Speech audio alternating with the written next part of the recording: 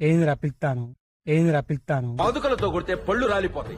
ఖాళీగా ఉంటే ఉడతలు పట్టుకోక నీ చిడతల వాయింపుతో ఒత్తి వెలిగించితివి. అన్న అన్న ఈ రాదన్న కొంచెం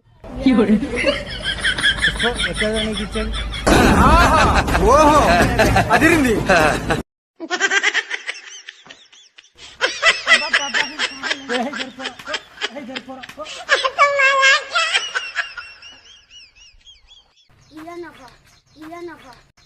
నువ్వు ఇంటికి పోరా సప్లై వెంకటరమణ ఇలా చెప్పుకుంటూ పోతే ఎప్పటికవుతాయా? నేను 3 ముక్కలా చెప్తానుండు.